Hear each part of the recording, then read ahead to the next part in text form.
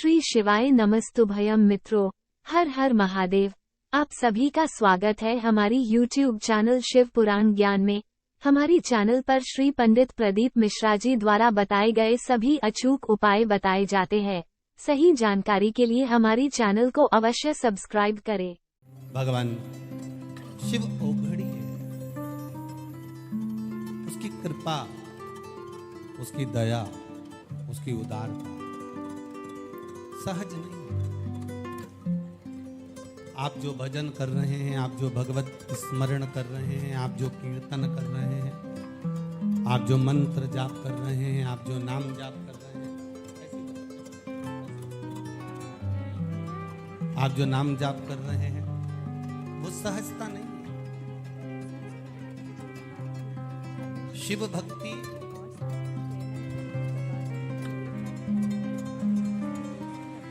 शिव स्मरण, शिव का किया गया कीर्तन खाली नहीं जाता।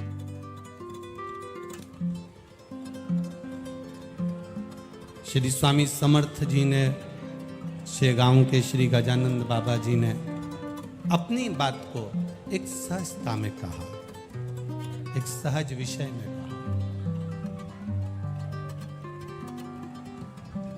श्री गजानन महाराज जी कहते हैं कि एक अन्न का दाना भी उस परमात्मा ने दिया है तो कुछ हमारा एक भक्ति का कोई फल प्रकट हुआ होगा, कोई भक्ति का एक बीज स्फुटित हुआ होगा, कोई भक्ति का एक बीज प्रकट हुआ होगा।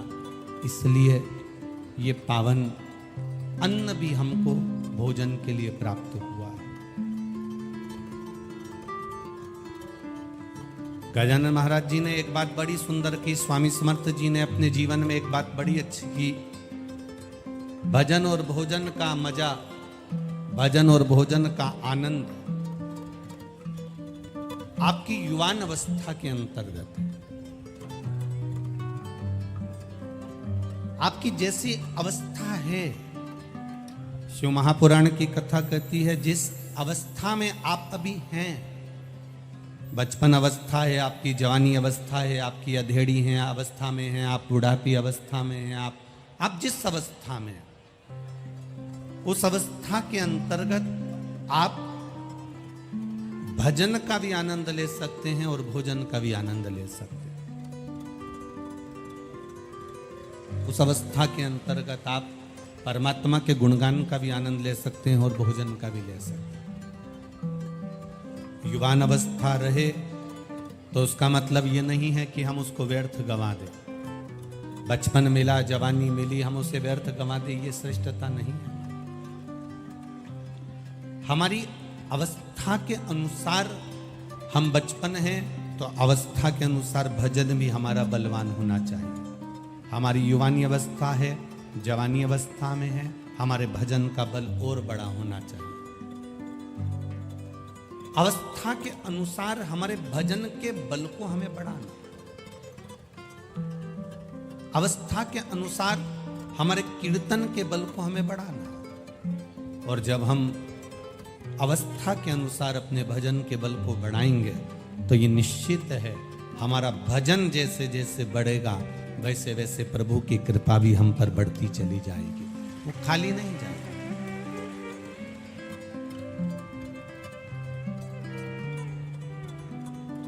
दो बातों को अपने जीवन में उतार के रखिएगा। शिव महापुराण की, ब्रह्मा जी ने जब भगवान विष्णु जी से कहा कि आपके पिता कौन है,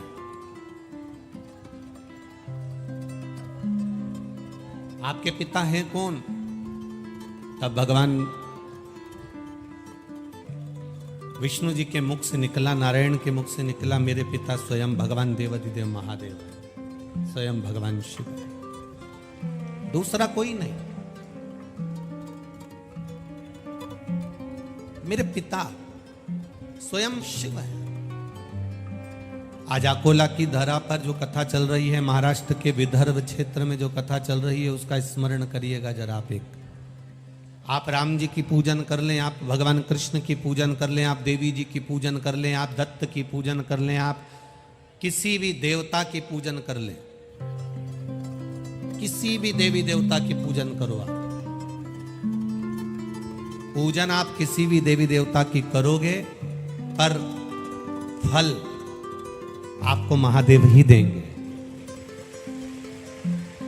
आप आराधना किसी भी देवी देवता की कर लो, साहब मैं तो राम को मानती हूं, मैं शंकर जी को नहीं मानती, मैं कृष्ण को मानती हूं, मैं शिव जी को नहीं मानती, मैं देवी को मानती हूं, मैं शंकर को नहीं मानती, मैं दत्त को मानती हूं, मैं शिव को नहीं मानती। आप आराधना किसी की भी करो, आप पूजन किसी का भी करो,